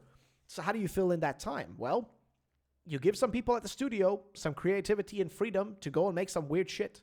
Because that's what Legends feels like to me. It was just hey, just make something cool with this. Just let's go. Come on. Let's make a Pokemon games in the past, That's why I love the B team, because A team is what's in charge of making the new generations, and B team is who's in charge of making the DLC and the next game in the generation. Yeah. Because we know I think it was told to us that as soon as the generation of a game launches, a team immediately goes to work on generation 10 or 11 or 12. Yeah. As soon as Gen 6 came out, they went to working on Sun and Moon. As soon as Sun and Moon came out, they went to working on Sword and Shield, saying it was Scarlet and Violet. And they said, B team, we gave you guys the stepping stones to take off. So we made this game. We need you to make the next stuff. And B team's like, we got you. We know what fans want. That's why B team games are typically the ones that are higher, like the ones that we like the most. Yeah. Like, for example, we like Crown Tundra. Olive Armor, maybe not so much, but we like Crown Tundra. Yeah. We love Legends Arceus because B Yeah. Team is a team of younger developers who actually know and actually listen to what fans want. They are told things that they aren't allowed to do, but for the most part, they're just told to like go crazy, do what you want to do, and then we'll follow up in the following generation. That's why we got like Legends Arceus things in the DLC, because Gen 9 at that point was already made, and they're like, well, we can add the Pokemon in through home, but we really can't make any crazy references. That's why we got the whole Ursaluna thing in a DLC, because Gen 9 as a game was already halfway done or was almost done by that point. Yeah. Granted, it's still buggy, but we know A Team right now, they're probably halfway done with Generation 10, like at this moment. But B Team is the team that's like, all right, you make the crazy experimental game, and we'll follow that up in Gen 10. Like we'll add that feature in later.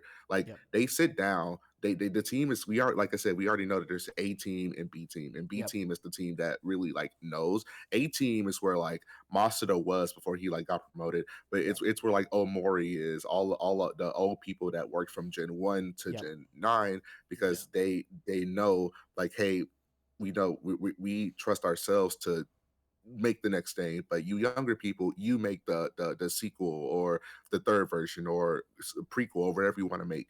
Just let Yep. us do our thing. Which is also why BDSP as a game was given over to a separate studio, because that gave enough time Yeah. for the B team to work on Legends, but also to work on the DLC, because they got both of those things made. So like, Yeah. in a You weird can way, sort of call it Ilka C Team. yeah. But like, that's the thing. I feel like it's like Pokemon has gotten to that point now. It's not separate studios besides maybe Ilka, but it's gotten to that point now, and I think it's been in that position now for a while. Similar to how Call of Duty works, because the way Call of Duty does releases is that there's 3 different studios that do the releases yearly, right? You have one studio, like I think it's Sledgehammer Games, Infinity Ward, and Activision, right? So or Treyarch, whatever you want to call them. So those 3 companies all release a game every single year, right? And they kind of had to work in like while one studio's making something, for 1 year, the other 2 are preparing their next game that's supposed to be in a 2 or 3 years time. So like, I feel like Pokemon works in a similar way, but with separate teams. And also now I think it's gotten to that point where they've realized we don't need to make everything ourselves. We can delegate something like this, because people want a Diamond and Pearl remake, and they've proven now that people wanted it. It sold well enough, and they've know from how Let's Go sold, people wanted that too. They have the proof, they have a proof is in the pudding, and they've got that proof that they can delegate something over to someone else. Go and make this shit for us. We're gonna work on this, and then they can like also split things within the studio itself. They can Game Freak can literally split things up and be like, okay, Group A, all right, we're working on the next generation. Meanwhile, we need these things to be created. So who handles that? Well, we give that over to studio, to Group B, who's already working on project, Project Delta, Alpha, whatever the fuck, that they're doing in the background, their own like secret projects and shit that they're working on. They just delegate that over to them and let them handle that shit on, in the background while they work on the big thing. And the big thing is every generation. Because remember, the new gens are what set the direction for the next 3 years of Pokemon, right? Every new gen is what gives that massive bump in revenue and everything, right? Because when a new generation comes out, that also means between 50 to 100 new Pokemon are about to be introduced. You know what I mean? Like, yeah. So that's basically what happens. Again, and I'm not arguing here about quality and shit like that. I'm talking about like their decision making, development time. Exactly, development time and their decision making from a business standpoint. Not about quality or how much you like the games. I don't give a shit how much you like them, honestly. Like, it doesn't matter to me like how much you like a Pokemon game. I'm looking at it from an objective standpoint. And from an objective standpoint, yeah. What's up? 2 things. A lot of people seem to forget this. I know you probably still remember this, Ruffle, but Game Freak is a part of Nintendo. Like they moved their offices into Nintendo's offices now. And another thing is that with Legends and with I think even maybe Sword and Shield, but I know with Legends and with Scarlet and Violet, Monolith Soft, the team behind Xenoblade, and we all seen how pretty Xenoblade games open worlds are. Monolith Soft helps make Pokemon's world now. Yeah, here it is. Here it is. So, Game Freak has moved to the same building as Nintendo in their new office, which at the time actually was sparking speculation. People thought like they were going to fully buy out Game Freak, which I don't think ever will happen because Game Freak will not. I don't think Satoshi Tajiri or whatever. I don't think he's ever going to let that happen because I think he still wants Game Freak to have, some Original names. some distance between them and Nintendo. Because I don't know if you guys remember this, but there was an interview many years ago now with Masuda. Those in the chat or those who are watching this, the VOD of this podcast later. Masuda is a man that's been with Pokemon since day one. He has been the director of many Pokemon games, both good ones and bad ones. But he's a legend, okay? He's a literal legend. And his favorite number is 151. Yes. But that's the thing. The man is a legend. He's been with Pokemon for the longest time. He's a director. He's also made a lot of the music you love in Pokemon. He has, composed a lot of those songs. The thing with him is, he had an interview where he actually said that it basically, more or less, in layman's terms, bothered him that when he went somewhere and told them that he that he works on Pokemon, that they would instantly be like, "You work at Nintendo? Oh, you work at Nintendo." That actually bothered him, and apparently, it's a thing within the studio. They don't want to be seen as Nintendo. It's not. They want it to be seen as, I work at Game Freak. I work at the Pokemon company. I work on Pokemon. I'm not like a Nintendo employee. That actually bothers them. Yeah. It's like a point of pride for them to know that Game Freak is the one who creates it. So I feel like that's something that will never change. They will never be bought out. But the fact that they're so close to Nintendo does probably give some level of influence from Nintendo into what they do. Because think about it. Think about how much Nintendo as a whole shits out Mario games, right? Because Mario is the big one. Mario is the big boy. It's the he's the console He's pusher. the mascot. Yes, exactly. He's the mascot. Pokemon is the mascot of Game Freak. Pokemon is a big part of Nintendo's revenue stream. So if you think about it, how many Mario games do they pump out? It's not unrealistic to believe that they're going to pump out even more Pokemon games now that they've proven that they can. So we've had 4 Mario games within the last 3 months, I think. And then we have one coming out, I think, next month in March. The Peach one, yeah. And RPG. Paper Mario is coming out. Yeah. Here we go. So I'm literally looking at the release schedule here of Mario games, right? And I'm scrolling down. So 2024, you've got upcoming games for Mario. You got Mario vs. Donkey Kong Nintendo Switch, Princess Peach's Showtime, Luigi's Mansion 2 HD, and Paper Mario the 1000. That's 4 games so far this year, not even counting shit they might announce. In 2023, you had Super Mario Bros. Wonder, Super Mario RPG, and WarioWare. So that's 3 games in that last year. Before that, in 2022, that's probably the weakest one they had, which was Mario Strikers Battle League and Mario plus Rabbids Sparks of Hope, which doesn't even to me count like a Mario game, but I guess it kind of is. That's Ubisoft. The year before that, though, you had Mario Party Superstars, WarioWare Get It Together, Mario Golf, and Super Mario 3D World plus Bowser's Fury. So you had 4 sets of games. Usually, Mario shits out content. They fucking it's like massive turds they just drop every single year. So would it be bizarre to assume that Pokemon is has to be on that same cadence now, that they're closer to Nintendo, that Nintendo's maybe getting more of their grips into them and want more to be released? Because remember, at the end of the day, what matters is that investors are happy. That's the only thing that matters to Nintendo and to the Pokemon company. The only thing that matters is, are the investors happy? Are the people that are investing money into our company and buying stocks and shares, are they happy with the results? Do we have good quarterly projections to show them to prove that things are going well? That's the only thing that matters to them. They want to see the numbers. They don't give a shit about if you love Pokemon or not. They need to see that the numbers are going. And guess what? Every Pokemon game release is a massive bump in their merch sales. As soon as they drop something, merch sales skyrocket because people, I've used this example before. People will go and buy product if you give them something to give them a reason to. Pokemon games are a market. What is it called? A loss leader, I guess is the right word, right? Basically, loss leader, and I've used this term before, is a pricing strategy where a product is sold at below its market cost to stimulate sales of more profitable goods and services.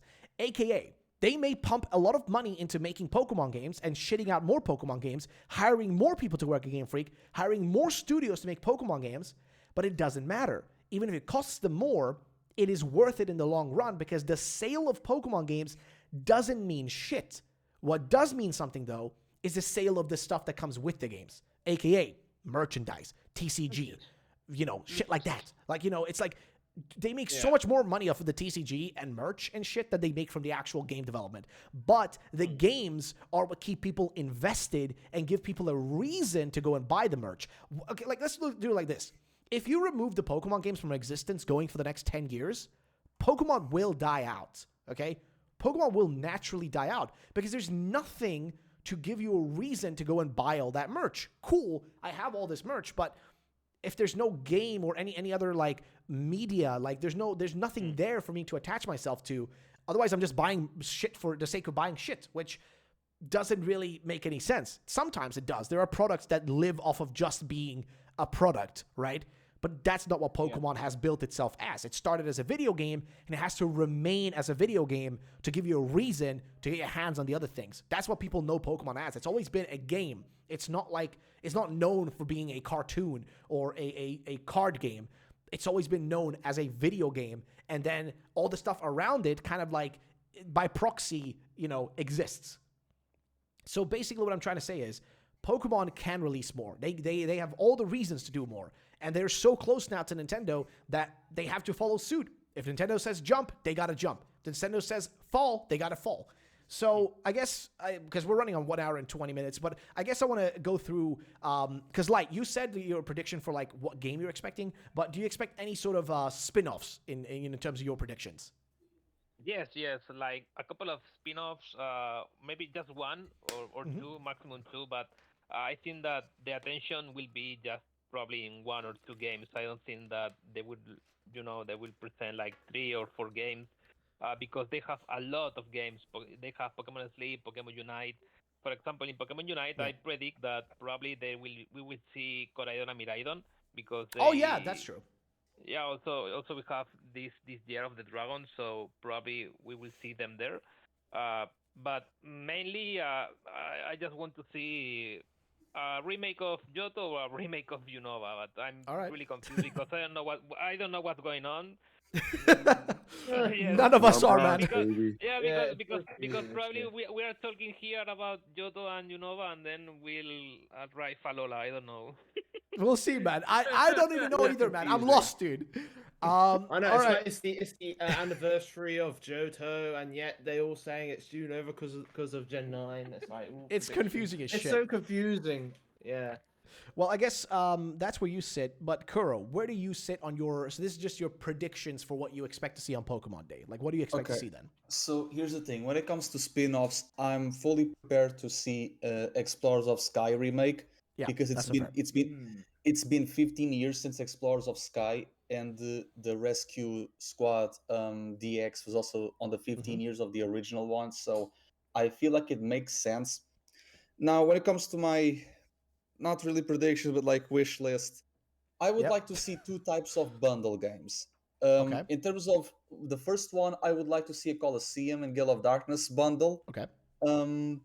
At the same time, I know that they would probably save this for the Nintendo Switch Online, but can you imagine like a Mario 3D All-Stars that's Pokemon Yellow, Crystal, and Emerald? It's like a bundle of a physical bundle of all of those 3. I think that would be very cool. Sadly, we are not going to get anything Pinball or Pokken or Conquest, even though I would have loved those.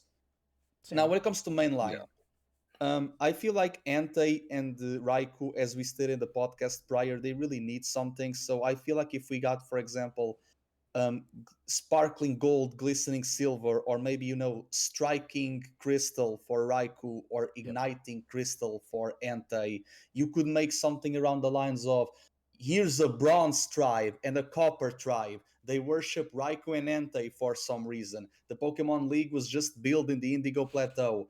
Maybe the DLC would be something called Amber, because you see Amber color in the Time Machine of Sadenturo. You have yellow covering the arts of Scarlet and Violet, and it's the color in between. I would love that. I would love also to see a Legends Genesect. Imagine if we got like an apocalyptic future of Unova, right? Oh, that'd be Where sick. where every city has a Genesect and every Genesect has a different form because Colrus, in some way, shape, or form, he was basically allowed to make more drives, and the drives act as the Terramax of Ogrepon. And we get like new forms of Genesect because of that, which I kind of doubt, because this would be in the future where Team Plasma won, the one where Getsis from Ultra Sun, Ultra Moon won a war to Rainbow Rocket. I doubt they are going back to that. Um, the one wish that I kind of want realistically, it would be for either Scarlet and Violet 2, or for us to get Gen 10 this year. Like it would be very weird, but it will also be very surprising as well, because like, oh, generations are 3-year cycles. Imagine if they decide to do a 2-year cycle so that they have Gen 11 on the 30th anniversary. Or That would be imagine nuts. That would be insane. it would be very insane, but it's not impossible. True. For all that we know, they could make a new region and still use the same generation Pokemon. I think it would be very interesting, for example, if we go to like the Netherlands or to what once was South Kalos, and we get, Scarlet and Violet 2, but it's in another region. Because the Isle of Armor, the styles of the towers, they were hinting at the styles of combat in Legends, right? And the Crown Tundra, we get crowns on the Terra Jewels of the Pokemon, and we get a lot of legendaries and static encounters. That's also what we got back. So I would not be surprised if seeing Unova and Kitakami in the DLC, it's basically the games preparing us to, hey, this gen, you get 2 regions. It would be cool if the professor to give us the starter was the Arven parent who left, so it would be Turo and Scarlet 2 and Sada and Violet 2, um, which kind of explains why the anime is not following a plot. They probably had like a notion that what was going to happen. But I would actually welcome that. If it's like in the Netherlands or something around, yeah, just make Scarlet and Violet 2. If it's South Kalos, if they actually remember or dare to visit that place, it would be something new, something independent from the actual mainland Kalos. And I feel like that would be a Legends Victini, because Victini is based on the Statue of Liberty that was given to the Americans by the French. The Musketeers are French. They are in Unova because of the Revolution, but the Pokemon, like in terms of their origin, they are from Europe, right? So I feel like Yeah. that will be very interesting. Because can you imagine Legends Victini, but it's not in Unova, it's in Kalos, and it kind of That'd makes be a weird. bit That'd be no, so because weird. but It'd be it, so but it kind of random. also but it also kind of makes sense, because Victini is the Pokemon that comes right after Arceus in the Pokédex, and in the Unova Dex it was called Pokemon 000. So another tie-ins to the number 0 and area 0. So I feel like that would be very welcoming, and not to mention that Victini has the types of Lugia and Oo, Psychic and Fire. That's fair. So I don't know. I highly doubt they would do a it's Scarlet and Violet 2 type of thing. And I know this is like the dream it would scenario. it You're would like not saying it now. would it would it would not be called 2, No, because no, no. Gale of Darkness was not called Gale of Darkness was not called Colosseum 2. Battle Revolution was not called Stadium 3. Even the Ultra games, they had Ultra, they didn't have sequels That's in their true. names, because they really weren't. But So I just doubt there will be any sort of sequel to Scarlet and Violet. I think Scarlet and Violet yeah. as a set of games are done now with the Pekka story. Um, I the- highly doubt so- they would ever revisit it like now. So yeah, I you already know. spoke about like the spin-offs or the bundles and Yeah. the actual games. Like I also want Johto, like, do a stall year, right? Because I feel like you do a stall year and do whatever it's needed for Gen 10 in the next console to not be a flop, or at least not be controversial. In terms of other things, I feel like we're going to be revealed a web series. I feel like we're going to get like a Probably. new web series, like Twilight Wings and Paldean Winds and Origins, Evolutions, Generations, etc. I feel like we're going to get the web series. I don't know of what, but we might. Something like Concierge, maybe. I feel also that we're going to get something live action announced, or at least revealed, like it's in the works. I feel like whatever there were, Netflix or another studio, I feel like we're going to get something live action announced. and it's not going to be a sequel to Detective Pikachu. That's kind of stupid. Um, for the actual main Scarlet and Violet, this is something that I was thinking about yesterday, and it's the fact that because of Petulant, right? Petulant Yeah. has Petulant has the event, the story is in the video because other mythicals also have the events, and their story was in the movies mainly. But at least Petulant gets like 1 hour gameplay and something for us to be entertained and not Yeah. just, hey, here's the mythical, and you don't have like even an event to play. True. What I think that Pokemon could do Mm-hmm. is the following.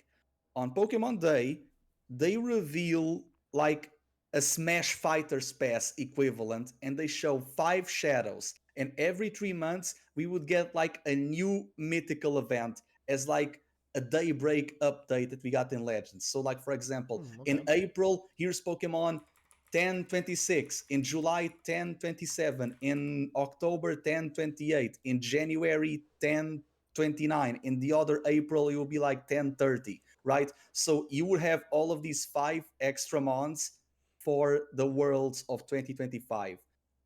It's like doing a Smash again. It's like doing a Super Smash Fighters Pass, but for mythical Pokemon. But I really, but they would have to cover at least $30 more for this, right? Yeah. I Because highly they are doubt they not do something they're Smash, not right? gonna give mythicals for free. No, definitely not. But it's something that they never did, and that's what I'm trying to like. I don't want to predict patterns because the only pattern is that there are no patterns. I want to try to predict something that they never did or dared to do.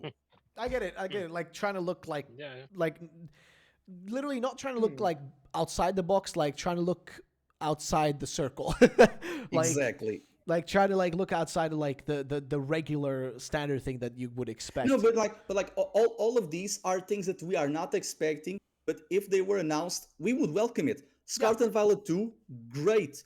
Raikou and Entei games, great. Legends Victini in another region, great. Um, a Fighter's Pass for mythical Pokemon, awesome. But then again, as much as like I want to want to imagine the possibility of these things, I like the more like like the more logical part of me, which is like, oh, no. The more like doubtful part of me, you know what I mean?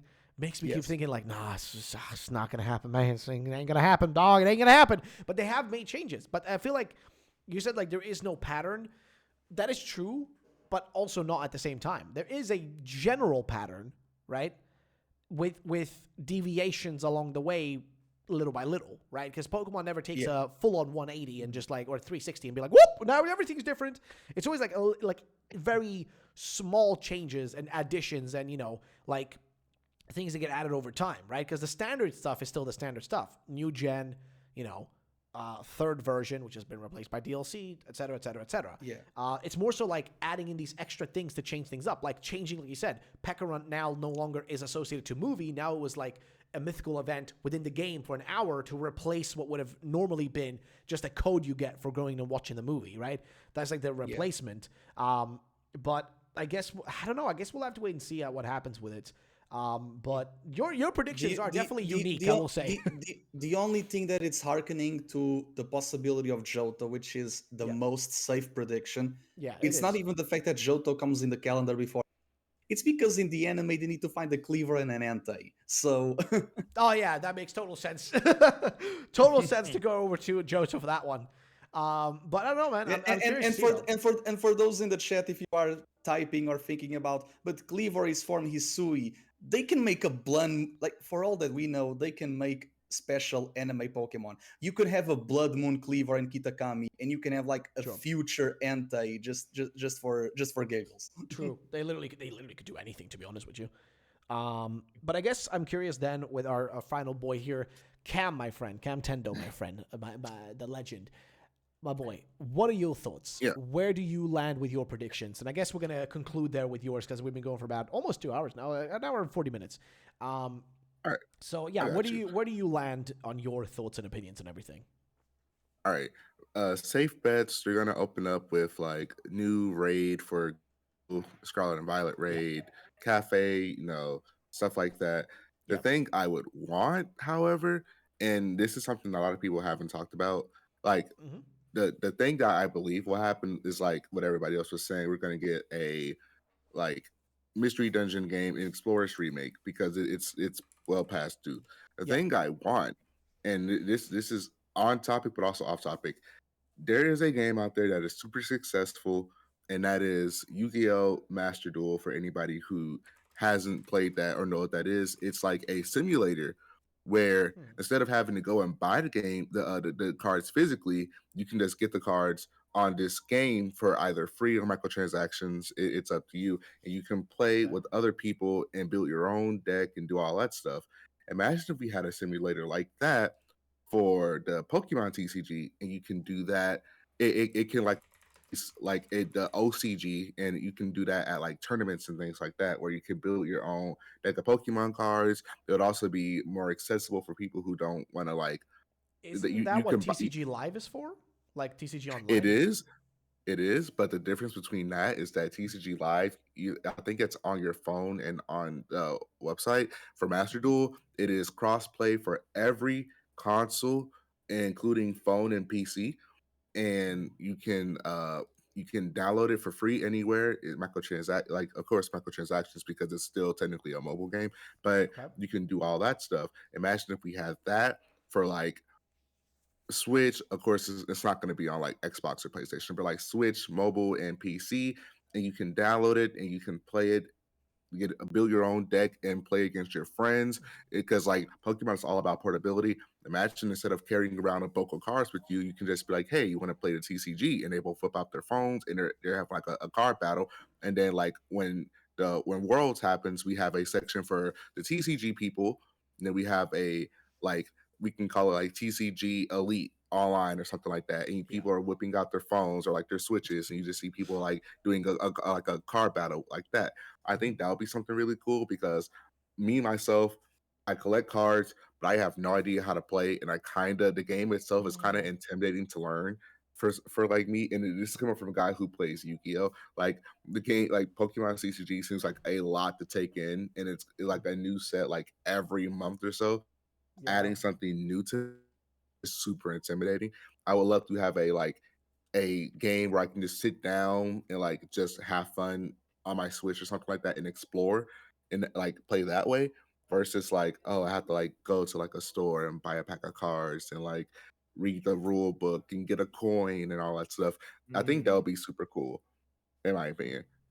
But other than that, when it comes to mainline, the big debate is like Johto, Unova. I'm gonna leave it at bronze, and then like Paradox, Unova, Pokemon Gray, Original Dragon for everybody. Everybody wins, and then we can after this we can say we're closer to Gen 7 remakes than we are like Gen 3, which is crazy to think about. Yeah, that is But pretty yeah, nuts. Damn. That is actually pretty nuts, dude. But yeah, dude, I'm glad to hear your thoughts and opinions.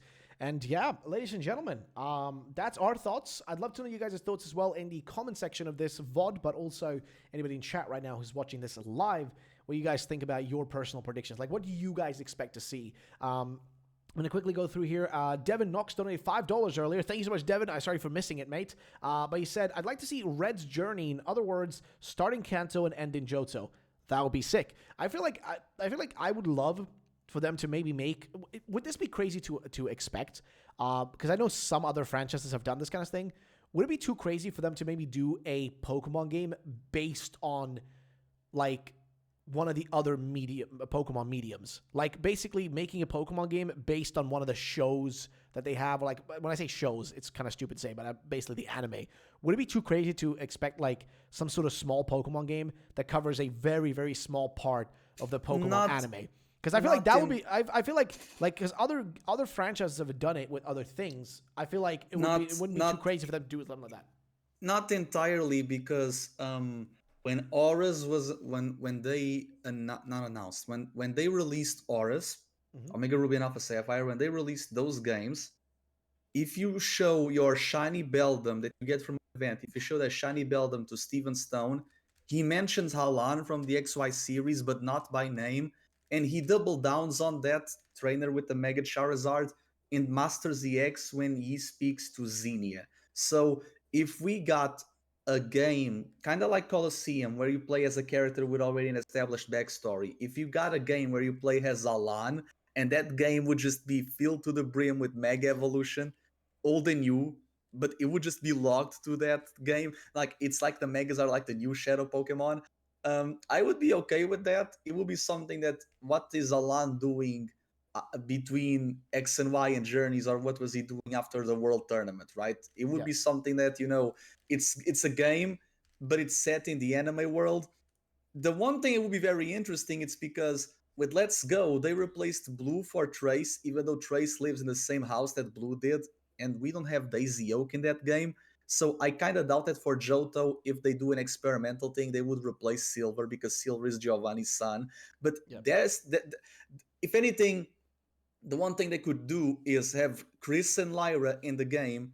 All three get the starters, and Silver steals the Togepi egg. So Togepi and Togetic, and maybe like a split evolution that they are going to reveal, because there was a beta Togekiss that feel like more masculine and more Falcony like. But So that's the one thing they could do. For all that we know, we can have a Johto game where we play as Silver.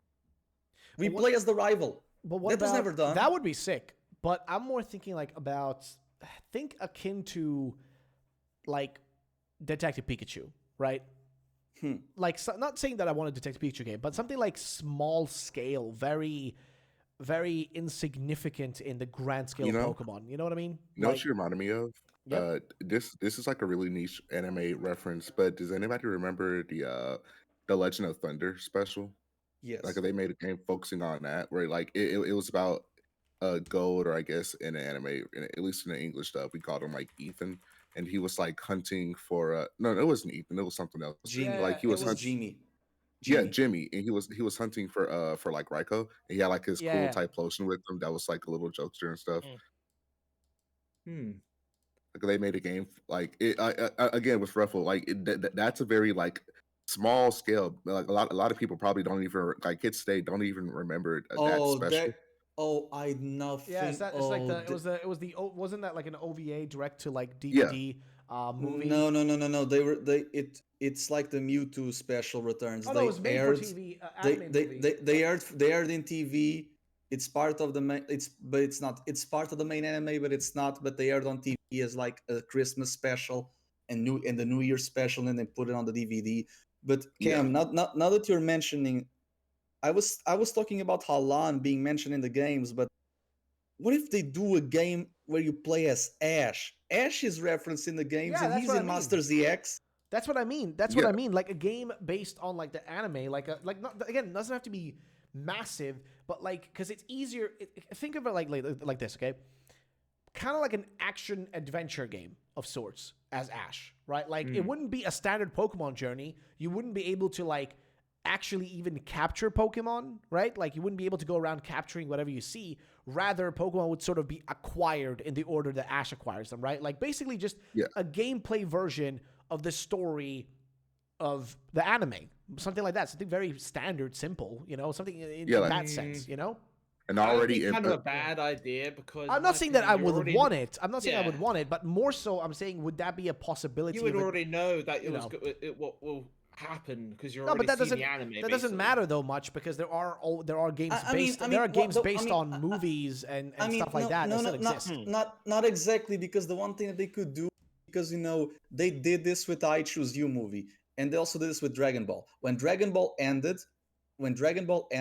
after GT, they released the movie The Path to Power, which is a retelling of the first two arcs, but they rearrange events so that the retelling in the movie, it's not one-to-one to what happened in the anime and in the manga. They do the same thing with I Choose You. The events of I Choose You, the first 9 minutes, they recap episode 1, but from that point onward, they show it's a completely different timeline. True. And I feel like they could do something similar where it's a Pokemon Kanto game. You start as Ash, you're given Pikachu, you meet OO, but then you play as Ash, but you're the one making your journey. Like, for example, maybe you get to keep Primeape and Butterfree. Maybe you win the league. Maybe you actually battle your rival. And Orange Islands as DLC. Like Yeah, a choice game. I have as a But, choice yeah, game. more like a you go choice this game. direction, That's that what I'm direction, saying. yeah. Like, I wouldn't expect it to be an open world game with choices and freedom. Like, sorry, Oh, with, so, freedom. you want? Yeah. No, I would. you- I'm thinking again something really on the rails, but different than a Pokemon game. Like very different. Like so- a so la, li- so like- Detective so- Pikachu, to be honest. So Yeah. like Mass Effect, The Wolf Among Us, and the other Telltale. I think it was Batman. It was Batman and The Walking Dead. Yeah, you want Yes, you want yes. the you want the Pokemon Telltale game. No, I don't want that. I'm saying, would it be a possibility that they would ever make something like that? I mean, giving the player character an actual choice on the matter I don't know. franchise. Like a game like Life is Strange, maybe. Yeah, direction? something along the lines of that, but like not that I want that or that I even think that's gonna happen, but I'm just thinking like the possibility could exist, Yeah. possibly. Yeah. But Yeah. but yeah, I don't know. So, yeah, Anyway, guys, like- it's been almost 2. Oh yeah, Cam, go on, finish off your point there. I was just gonna say that like a lot of people are saying, oh, but we like for Sub, I think it was you that was like, oh, but we would know everything that was happening. You have to remember that like every Dragon Ball game pretty much boils down to experience the story of Z. Yeah, Yeah. pretty much. Like the story That's mode true, is that's always true. like play through Z or Super or like GT. But like this time it's a fighting game, and I Okay. think in Kakarot it's like, oh, but this time it's like a JRPG.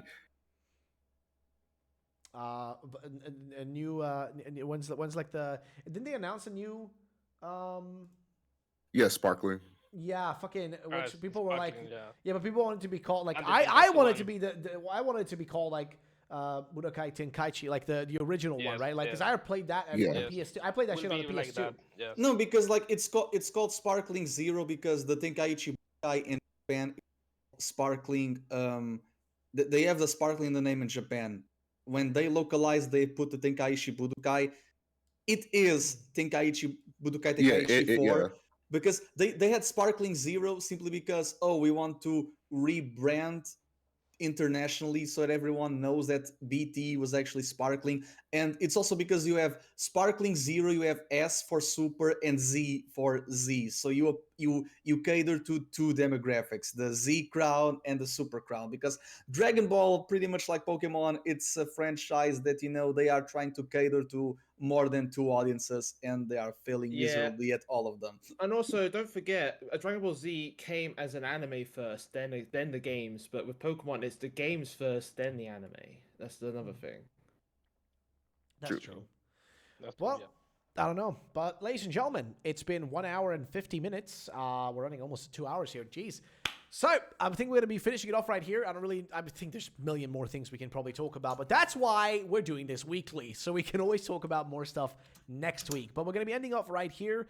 Again, I want to thank the guys for joining again. Of course, next time, hopefully I'll be able to have a different layout going because we're increasing, like we're trying to improve this little by little. Every week we make a little step further. But yeah, I want to thank you guys all for watching, of course, as an audience. And finally, I want to also mention that you guys should check out the lovely fellas who joined us today. Of course, Subarashi over on Twitter/X. Go check him out right there. Makes amazing fan art. Then, of course, there's Light you can find on YouTube, where he makes tons of videos, but also on Twitter, where he makes loads of tweets about theories and everything to do with Pokemon. Then, of course, we can't forget about Kuro. Kuro, my guy, you make so many theories, but they're always lovely, and I always love, like, just taking a look at them, covering them, just discussing them on videos and stuff like that. It's always a blast, Thank because you. you always have so many Appreciate it. things to say, man. So definitely check out Kuro as well, either on YouTube or over on X. Should be links down below. And of course, we can't forget about our boy Cam Tendo, who you guys can find, of course, also on Twitter. But you can also find him over on the YouTubes, where he makes videos. And yeah, you're working on. Are you still working on that series you're doing of like kind of like breaking down the lore? Of Oh yeah, what was Pokemon like, Geography. Yes, Yeah. exactly. Yeah. Yep. Well, dude, I'm glad to hear you're still working on it because that's a great series where he breaks down the different lore of different locations in Pokemon. So please give that a look if you guys haven't already. And ladies and gentlemen, that's going to be it for today's episode. I want to thank you all for watching, and we'll see you in the next one, which is going to be next week. So we'll see you all in that one then. Have a great one, and peace out.